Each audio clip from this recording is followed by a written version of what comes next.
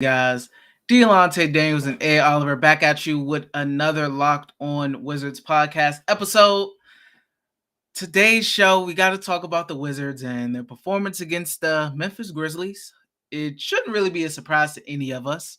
I mean, we probably hoped that they would fight, but they didn't. So, let's get back into it.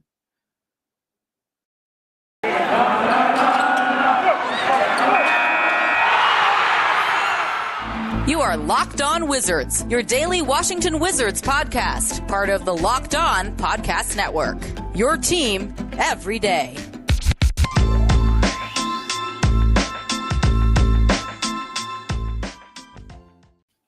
What is going on, guys? Back with another Locked On Wizards podcast episode. I want to thank you all for making Locked On Wizards your first listen each and every day. We are free and available on all platforms. Well, Ed, the Wizards took a 115-95 L to the Memphis Grizzlies. You know, you would have hoped that the Wizards came out with more fight after the 35-point debacle and have some time off to really think. You know, Wes Unseld said they watched the whole second half of that game. I think the most interesting thing now to come out of this game is starting lineup change. Thomas Bryant starts. Daniel Gafford grabs a DNP, and the Wizards get out-rebounded 60-37, and Steven Adams has 10 offensive rebounds. Ed, what was your main takeaways? It was just that. I thought we got bullied. I thought we got out-toughed. We got dominated. And you think about the quotes from Bradley Beal talking about agendas. You listen to the quote from Spencer Dinwiddie, and it poured out onto the court. Wizards Insider reported saying that the guys feel like the prisoners running an asylum, and it shows. It shows. Not starting or Daniel Gafford not playing at all is inexcusable. That's a main takeaway for me. A guy who is who probably is our best rebounding big and our best rim protector by far. He doesn't play, and Steven Adams dominates. He gets 10 offensive rebounds, like you said. Thomas Bryant, I like Thomas Bryant a lot, but he got 2 quick fouls as well.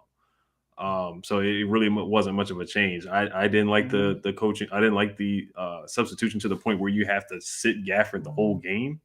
I think we deserve to lose if you make a coaching move like that or make a substitution like that. I don't know if it's Wes Unseld Jr. making the decision or Tommy Shepard, or if we're still trying to showcase guys.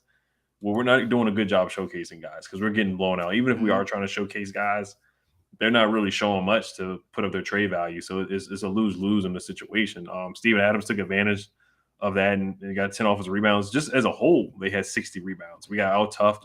Ja Morant got to the basket every single time. And when we did try to stop him, he was knocking down his threes too. He had Montrezl Harrell on the isolation twice, and he pulled up and hit 2 threes that were back-breaking threes when we actually did make some kind of runs to come back to cut it like 15. It was like every time we cut it to like 15, 16, 17, we were down by like 28 at one point or 27. Ja Morant hit big shots, and then he would come down and did a windmill dunk and did the cabbage patch. We didn't have a lot of pride on defense. It was terrible. Didn't rebound the ball at all. Couldn't get stops. The Grizzlies had 10 blocks. It was a game where they just bullied us. They look like a varsity team. We look like a JV team, and we look like a bunch of guys that are on different agendas, or just we didn't look like a basketball team. There's zero chemistry right now. You can just tell something's off in the locker room right now. And Bradley Beal, 9 points. You're a guy that's eligible for a max or super max, the 5-year, $245 million deal. And Tommy Shepard wants to build around Bradley Beal. It's some stuff that both these guys got to look in the mirror. Tommy Shepard has to make some big decisions before this trade deadline. Are you really going to build around Bradley Beal? And I like Brad. I'm thankful for the things that he did. When we made it to the second round a couple times, 2016, 27, or 2015, 2014, sweeping the Raptors. But, I mean, is he a number one? He's proven that he's not a number one. He's a good player, but he's just not a number one. 9 points, 2 for 11 from the field. It's inexcusable, man. And there was a play where, somebody threw a pass. I think Thomas Bryant threw the ball to him, and he caught the ball with one hand, and Ja Morant or Desmond Bane just took it down for an easy layup. So it's plays like that just kind of just show that we're lacking in leadership right now, and guys are just on a different page. Nobody's playing together right now. Yeah, and I mean, you talk about leadership, and you go to the tweet from Chase Hughes with Spencer Dinwiddie, and I mean, he said he spoke up a little bit earlier in the season, and it wasn't necessarily welcomed. So it seems like guys try to be leaders, but I don't know if guys just don't want to listen to it. I'm not sure, but my thing with the Daniel Gafford situation is criminal. It don't make any sense. The Wizards pay a guy to just then bench him, cut his minutes, and give him DNPs. It doesn't matter. Like Chase said in the last episode, it doesn't matter, it seems, if he is not performance-based, because in the Clippers game, he started off strong and still didn't get any playing time, really. So it's not a performance-based thing. I don't understand. Wes Unseld Jr. said he wants a two-man rotation, and he feels as if Thomas Bryant and Montrezl Harrell are the two best bigs to give him the best result. We've seen during the stretch of Daniel Gafford getting 11 minutes that this is not the case. I don't understand why they're forcing this. I do not understand it when it's right in front of their face. Daniel Gafford isn't, he has his flaws, but still one of the best rebounders on the team, one of the best shot blockers on the team. And you just refuse to give him minutes because you want to see Thomas Bryant in the starting lineup? When I seen the Wizards struggling, I did not look at Daniel Gafford and say, oh yeah, he's the guy that's causing all the issues. He's the guy that needs his minutes cut. He's the guy that's causing the Wizards' defensive problems. How do you look at the Wizards team on film and the numbers when some of the best lineups have Daniel Gafford in them? How do you look at the numbers and decide and come to the decision Daniel Gafford shouldn't play? How in the world do you come to that decision? It makes no sense. It makes zero sense. And as far as the showcasing stuff, it's stupid because you're losing. So why are you playing guys to showcase them if that's the case when you're losing games? What do you think, you could just trade them and then flip a switch and you start winning now? Come on, man.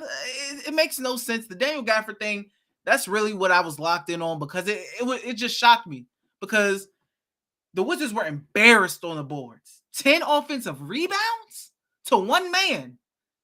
Usually 10 offensive rebounds, that's like as a team.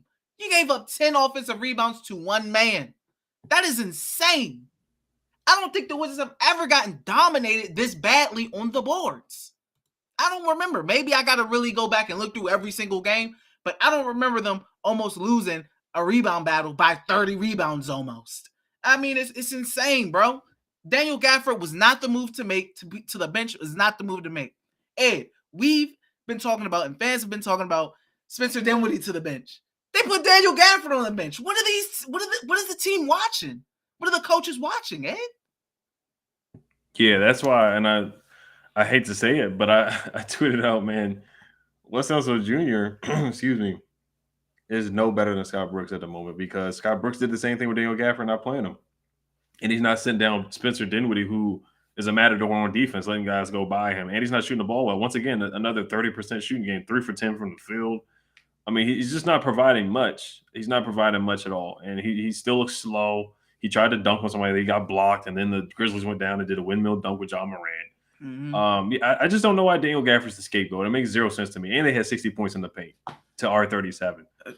So it just makes no sense right now. And I like Wes Unseld Jr. a lot, but it's just mental. It's simple, easy things. You look at Tyronn Lue with the Clippers when we gave up the Clippers collapse, as I call it, the debacle.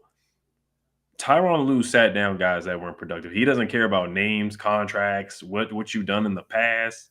Mm-hmm. Reggie Jackson is an established player. He got benched. Eric Bledsoe's been in the league for years. He got benched. He put in Coffey. He put in Luke Kennard. He put in Jay Scrub, guys who have been perennial in and out of the league, G League, second year, rookie year guys. And they went out Isaiah Hartenstein instead of Zubac, who's an established guy in the league who's played in the playoffs multiple times. And Wes Unseld Jr. right now, he's got to get control of the locker room. It looks like there's zero control in the locker room. It does look like players are running. And honestly, I know the term, which is a general term, like being a leader of men. Right now, Wes Unseld Jr. got his first tech of the season. I'm not saying go out there and get a whole bunch of techs, but we haven't seen crazy emotion from him. I'm not saying he needs to be a rah-rah. Not everybody's like a rah-rah type of coach. Right. But I just don't see that from him. I don't see it from Joseph Blair. I don't see it from the assistant coaches. I don't really see them getting into guys. And with these veterans like this, you cannot let them be on their own thing. Davis Bertans getting DNP now. Everybody's just, just the rotations are just wacky right now. How Neto, Aaron Holiday could have played. I heard the Grizzlies announcer said, "Why isn't Gafford playing? Why isn't Neto playing?" We just needed something different from the point guard position. And right now, it's on everybody. Nobody is innocent. Wes Unseld Jr. has not coached well ever since the 10-3 start. Bradley Beal has not played well, really, for the majority of the season. He does not deserve to be an All-Star. Spencer Dinwiddie has been underwhelming when they both played. When him and Brad play together, it's just a debacle right now. They look bad, and they're out of the playing game right now. They're out of the playing game. They are the 11th seed. The Hawks are playing good ball. They're on a 5-6 game winning streak. The Knicks are playing good ball, and the Knicks might be a better team than the Wizards. The Knicks are struggling too. So, Bradley Beal, he talked about playing game being a disappointment.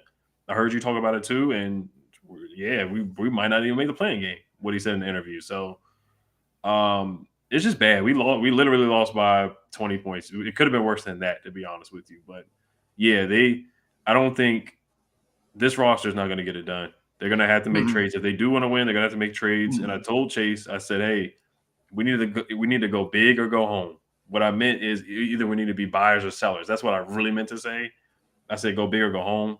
And, he said they might make like a lateral move, like a Robert Covington type trade or something like that. I just disagree with Chase on that. But he knows something. He probably knows more than what we do. He's been around Tommy Shepard. And that sounds like a Tommy Shepard move, a Dorian Finney-Smith type move. But he needs to either be a buyer of Sabonis or sell. And Brad might have to be on his way out here too, man, because the leadership is lacking. And 9 points, 0 points in the first quarter. And you look at a guy like John Morant comes out there and he's attacking from the get-go. It's just the team is bad right now. We're not a playing game. We're not a playing team. We're not a playing team. We're not a playoff team. We're not a playing team either. Yeah. I mean, coming into the season, they said they didn't want to be a playing team, so you won't be a playing team as it stands right now. So congratulations, Wizards. But we do have a message from our friends, guys, over at Built Bar. Built Bar makes it easier to stick to your resolution because it tastes so good, you'll want to eat it. Unlike other protein bars, which can be chalky or waxy or taste like a chemical spill, you want to eat healthy, but it just gets so boring. By week 3, you might be thinking, this is just not worth it. Where's the chocolate? Built Bars are covered in 100% real chocolate. Most Built Bars contain 130 calories, 4 grams of sugar, 4 net carbs, and 17 grams of protein. Compare that to a candy bar, which usually has around 240 calories, 30 grams of sugar, and dozens of net carbs. Here's an idea for the new year. Go to your all-secret treat stashes at home, in the pantry, and at the office, or wherever. Throw all the sugary or calorie-filled treats and replace them with Built Bars. So when you're craving a snack or treat, you can reach for something that's healthy and tastes incredible. There's so many flavors to choose from: coconut almond, peanut butter brownie, raspberry, cookies and cream, salted caramel, mint brownie, and many more. In fact, Built Bar is always coming out with new limited time flavors. So check out Built.com often to see what's new. The offer is to go to Built.com, use promo code LOCKED15 and get 15% off your order. Use promo code LOCKED15 for 15% off at Built.com. Also, guys, once again, I want to thank you for making Locked On Wizards your first listen. The NBA trade deadline is Thursday, February 10th at 3 p.m. Eastern Time, and the Locked On NBA podcast will be covering it live from 2 p.m. to 4 p.m. Join Kim Becker, John Corrales, and Locked On Fantasy Basketball host Josh Lloyd to get analysis of every blockbuster move. Subscribe to Locked On NBA YouTube and turn your notifications on so you know when they go live. So, Ed, I was thinking about this because I found it funny. How Bradley Beal was talking about agendas and everything like that. It seems like the Wizards, like front office or coaches, have their own agenda against Daniel Gafford, which I just think is hilarious right now. So, 1, that's funny to me. 2, as far as the going big or going home, I just don't see a move out there right now. Even if you get Sabonis, I just don't see a move right now where you turn your season around. I don't. They don't have I just don't see it. And it's hard to just completely flip your roster over and turn your whole roster over and bring a bunch of new guys in and be successful in that year. I mean, everybody is turning towards draft mode. I'm going to be honest. I've been hitting the sim button on Tankathon to try to get the number 1 pick for the Wizards, I mean... Yeah, no, I'm with you too. I mean, I don't see getting Sabonis it makes the team better, but it's not gonna make us. It will probably get us in the play-in. But if that's your goal, then that's really not a good goal. So I am with you with that. I just feel like, we can't make a lateral move like a Robert Covington or a Dorian Finney-Smith. I mean, maybe just to get some guys out of here because it looks like some guys just are ready to go. Yeah. That they just don't want to be here. So if you just want to move guys just because they don't want to be here, oh yeah, I'm all for that too. Yeah, I mean, you look at the comments from Spencer Dinwiddie and you look at players' comments all year. It's just this team is they don't even seem like not even seem. I don't think they like each other as that much. You feel like you got your cliques. Bill and KCP is tight, and I don't know who else is what, but I'm telling you, I wouldn't be surprised at all as after some guys get traded, you start hearing some stories come out. I mean, honestly, yeah. that it seems like this kind of year in that kind of locker room where guys are gone, and then you start hearing the chatter of what went on in the locker room, and you start hearing the rumors. It just seemed like a bunch of guys with egos. I mean, Spencer Dinwiddie said he tried to speak up. They said, "Chill out. We don't want to hear that from you." Apparently, I guess. So yeah. it seemed I like got the quote here. Yeah, it says it's an interesting situation. I spoke up a little bit early on the season. It wasn't necessarily welcomed, and so, like I said, I try to do whatever's asked of me. At the end of the day, everybody has a role to play. Yeah, everybody has a role to play, but the issue is nobody seems to know their role. I mean, everybody does have a role, but the Wizards have yet to find out what guys' roles are. The Wizards are still trying to figure out things that should have been done in games 20. We're in game 50, and they still don't know what role is what, who should be doing what, who should be playing what.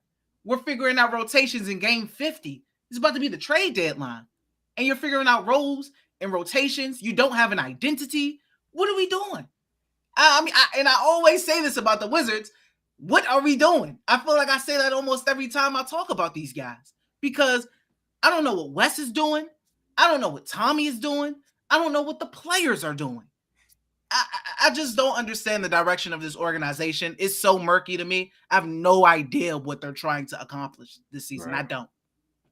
Right. Yeah. I want to say we're on a 5-game losing streak right now. It looks like we could continue the losing streak. We got the Bucks on Tuesday night on TNT. We got some juggernauts, the Suns. So this road trip, man, before the trade deadline. Oh my goodness, it could be. We could be way below 500. I don't see how Tommy could really look at the situation and be like, "Hey, let's keep Bradley Beal and let's pay him 5 years, $245 million." I just don't understand. But like I said, it's not our decision. I'm not the GM, so I just don't know. But man, just from a playing style too, like they got bullied. No energy really. I mean, the offensive rebounds and the points in the paint tell a story. I mean, there's really not much to say about the game. I mean, it was just awful. That's why I'm not really breaking down the game because it's the same thing. Like, I mean, if you get embarrassed, Jason Tatum dropped 51 points on your head, getting a round of applause to come in and drop that 50 off the bench, getting his name chanted in your arena. If you're not embarrassed enough by that, you then blow a 35-point lead to Amir Coffey and Luke Kennard. Right. Second largest NBA comeback in history. If you have multiple days off to think about that, reflect on that. You watch the whole half in the film session. You come back and get embarrassed. In the first quarter told us all we need to know. 30-15 was the end of the first quarter. That is all Wizards fans needed to see to know what this team was about. No fight, no heart, no dog, and then go in the press conference and use their little buzzwords. This is embarrassing. This is comical. We show no fight. We're showing no effort. We got to care. Our care factor is low. It's the same stuff. This team needs to be done. I mean, it's really bad, man. It is really bad. I will ask you this, Ed. Are you on the ending the Bill era train? Are you done? Are you done? How are you feeling? Yeah. If it was last week and they were like, okay, we're just going to go buy, we're going to make a move for the only, I keep saying it's a bonus, but that's the only guy out there because Jeremy Grant doesn't move the needle. But yeah, basically, I'm ready to move on. I think it is time to see what Rui can do. I think it's time to see what Denny can do because if you're in win now mode, you're not able to see what Denny can really do because Denny's not getting enough minutes to really develop. He did play 26 minutes, but he really should be getting 30 minutes a game. He's your 9th pick of the draft. Rui, I think it's time to take the minute restriction off. Let him play. Let Denny make mistakes. He's going to miss layups. He missed layups. He got blocked a couple times. against the Grizzlies as well. So let him go out there and make some mistakes. He can't really go out there and make mistakes like that right now with this roster. Same thing with Rui. Let him go out there and do his thing, make some mistakes. Corey Kispert, let him see what he can do. He's up and down, hot and cold. Got to let these young guys develop, honestly, and see what they can do. Unfortunately, Bradley Beal, his trade value is going down because he's shooting a career low in 3-point percentage. He's averaging a career high in turnovers, and he's just, he's getting outplayed, and Jason Tatum, you bring that up too. I just don't like every time Jason Tatum comes to town, he gets outplayed most of the time against Jason Tatum. He's doing buddy, laughing and smiling with him. He wants to guard him when he can't guard him. There should be no reason Bradley Beal's guarding Jason Tatum. He gets cooked every single time. Every single time. Why is Bradley Beal so adamant on guarding, or whoever the coaches are so adamant on him guarding Jason Tatum? He cannot check him. He never has been able to. That's why Jason Tatum always cooks the Wizards. Always. They have nobody to guard the guy. And they be throwing. Last year, they threw Russ and Brad on him, and they got cooked. Yeah, it's Smith as well. And I mean, outside of that, to answer your question, I'm sorry to cut you off, but I'm ready to move on. I think I would call the Celtics. Maybe if Jaylen Brown wants to move, if they want to move on for Jaylen Brown, then you can let the two best buddies put together, and then they can talk about the St. Louis story all they want. I would explore every trade option. Like, there was a tweet came out, it was Zach Lowe, if I'm not mistaken. I think Zach Lowe saying that everybody on the Wizards is available for trade except for Bradley Beal. And that came out Friday or the same day as the game on Saturday.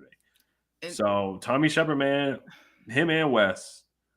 Tommy Shepard, man, he needs to look in the mirror. He needs to make some decisions. Look at his schedule, man. Like, you drafted Rui, you drafted Denny.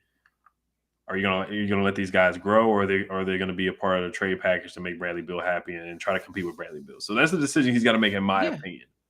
Yeah, and I mean, I'm done. I'm over it. I'm personally over it too, and I think it's just hilarious. I don't know. I forgot what year we are in this Bradley Beal era. I mean, the Wizards were expected to be a playoff contender, improving from off of last year, and you go from that. And all this supposedly building up to build around Brad to saying everybody's available.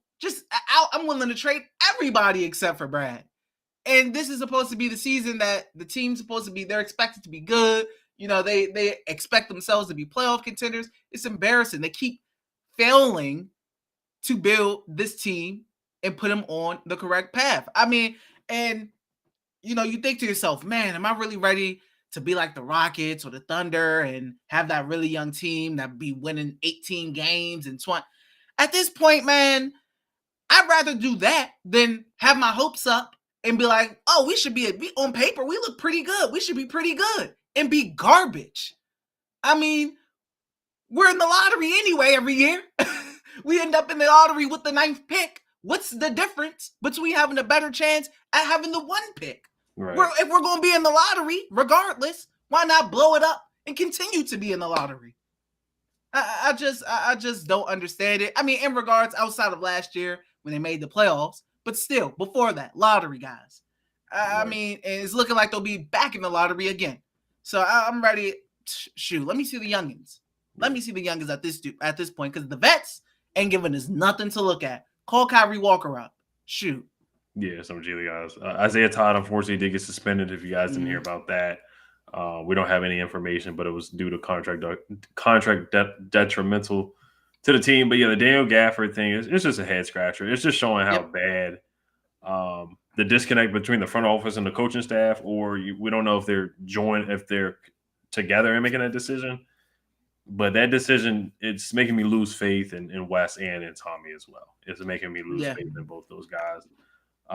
Bradley Beal, once again, he's just not a number 1. He's a number 2 or a number 3. Number 1's in the league. Like I said, I forgot to say Kevin Durant, but Kevin Durant's a number 1. Giannis, LeBron, Steph, Kawhi. You guys get the point. Yeah. But Bradley Beal, he's just not in that tier. He's not in that category. Great player, great scorer. He's not even being a good scorer this year, but great scorer, very talented. But he's not a guy that you build a team around. And I really hope Tommy Shepard wakes up and makes a move, man. Either go big or go home with this. If you really do believe in Bradley Beal, then go ahead and make some big moves, sure, whatever. But These next 5, if we go on a 5-game losing streak and it's a 10-game losing streak, then you need to blow it up and start over. Like I said, that 10-3 start boosted this team's record so much because they are way worse than 23-26. They are not a 3-game below 500 team. Mm-hmm. This is like a 10-game below 500 team right now. They are terrible. The Washington Wizards are terrible. They're a terrible team. And Bradley Beal, he got 12 assists. He's having to be the point guard when the Wizards thought they got their point guard. Right. And he has to try to also be a point guard on top of a scorer, which he's struggling to do. So that makes it even worse. Just, oh my goodness, this team is terrible. Yeah, and I'm ready for it to be done. No, I'm sorry. Yeah, go ahead. No, go ahead. I'm done. Yeah, I'll give Kuzma some credit. He did. Definitely. The turnovers were awful. We had a lot of unforced errors. We were very sloppy with the basketball too. That's one thing that made me upset as well. Is just not even getting dominated on the boards, but we threw a lot of cross-court passes. Montrez was throwing cross-court passes. Dinwiddie, Kuz had a terrible Shaq and a full type turnover before then. He did like a jump in the air and spin and just threw it up in the air. It was comical, like you said. It was comical, not in a good way, but it was comical. John Moran doing a cabbage patch on you. Kyle Kuzma was the only positive light, 30 points. He's the only guy that showed some effort and some heart out there. And other than that, that's it, man. Aaron Holiday came in and scored, but Dinwiddie needs to be benched, man. Like I'm going to lose a little bit of, confidence, even more confidence in the coaching staff if they don't move Dinwiddie to the bench either. Because if you're going to move, if you're going to scapegoat Daniel Gafford for energy, it's kind of a weak move in my opinion. Like, Dinwiddie's not playing well, so why is Dinwiddie not being demoted or coming off? Yes. What kind of precedent are you setting for the team when guys who are struggling are continuing to get playing time because they're paid? Right. But guys who are playing good and hustle and bring energy are getting benched. What precedent are you setting? It makes me, every time I think about Gafford being benched, I get more angry because it makes no sense. Spencer Dinwiddie, why can't you try to see Aaron Holiday in there? Maybe let's give him some time with the starting lineup and see how it goes. Why is it Daniel Gafford? I don't understand what the Wizards are trying to do this season.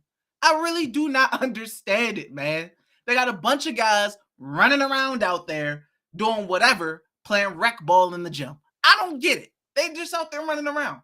So I have no expectations for them to figure it out. I have no hope that they'll figure it out. If you weren't team blow it up after the Celtics game, I'm pretty sure that Clippers game did it for you. If it wasn't the Clippers game and you were like, man, let's see how they come out. I think they could win. Maybe they'll show some fight. No, they didn't. That Grizzlies game should solidify it for you. I'm done with this team. I'm out on them. Right. Yeah, no pride, like you said. No pride after losing at home. So, we can just look at the next 5 games. Mm-hmm. Tomorrow, guys, we're going to finish up the mailbag questions that you guys had that we didn't get to. Mm-hmm. But they play the Bucks on Tuesday night on TNT. The Bucks are a top 5 seed or a top 6 seed. We play the Sixers with Joel Embiid.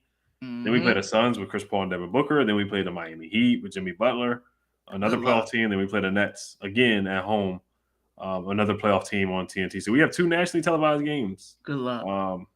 And we play the Kings after that. The Kings, we lost to the Kings. Mm-hmm. So we play the Pistons. We barely beat the Pistons. So. Good luck. Yep. Good luck, man. Giannis is going to kill you. Mm-hmm. Probably Chris Middleton as well. Maybe even Drew Holiday. But definitely Giannis. We know that. And B's going to kill him. We know that. Chris Paul's going to put on a point guard masterclass. What the Washington Wizards wish they had. Devin Booker, he's been hot. Probably will go off on you. Jimmy Butler, Bam Adebayo's going to eat up. Mm-hmm. Brooklyn, we already seen what Kyrie did to us. Right. Even the Kings, man. Tyrese Halliburton's been a beast. And a lot of fans are talking about them not drafting Tyrese Halliburton. It's a lot, man. It's a lot, but I'm out on this team, bro. You out? You still holding on hope, or you out? Because I'm out. It's tough because I was like, man, we can win 50 wins, so they could put me on old takes exposed. That's what they could put me on that. But I'm gonna be semi-optimistic. I'm gonna wait and see more. But I know I do see. I think in the next 5 games, I'll bet 1-4. I'm gonna say 1-4. Yeah, I mean, I'm At sorry. best, 1-4. They got to give me a reason to not be out after that performance against the Grizzlies. After that embarrassment against the Clippers, I'm out, man. I want to support a team that fights. If you ain't if you're not going to be good, like if you're not a good team, at least fight. That's the least you can do. If the Wizards aren't good and they don't fight, recipe for disaster. And I can't really truly be invested in a team like that. You know, it's one thing to be bad. It's another thing to be bad and just not care and look like you don't care. And I don't care how much you say you care, because when everybody looks at the film after the game and people post clips on Twitter, the players look like they don't care. I mean, So, I mean, any final thoughts, Ed, before we wrap it up here? No, you just hit the nail on the head. I mean, they look like everybody's an individual. It is like the 2018 Austin Rivers, Dwight Howard, Jeff Green, 1-year contracts, expiring contract deals. A lot of that right now. It just looks like that, and we had to blow that team up. So we're staring at that team in the face right now. That's what we are. Yep. 100%, man. Well, guys, that's all we had for you today. Let us know how you feel. Are you feeling similar to us? Because I think you guys are. But I want to thank you guys once again for making Locked On, which is your first listen every day. Now make your second listen Locked On Bets, your daily one-stop shop for all your gambling needs. Locked On Bets, hosted by your boy Q, with expert analysis and insight from Lee Sterling. It's free and available on all platforms. Well, guys, a couple days off. We'll do a mailbag, take a mental break from the Wizards. You know, we got like 2 days off from them, and then they instantly just messed our mental up again, made us mad again, so we can use the break again. Because really, take it easy, guys. Take it easy, man. Listen to the mailbag. We got you. All right, you guys. Hail to the Wizards. Make sure you guys subscribe on YouTube and hit the notification bell. Peace.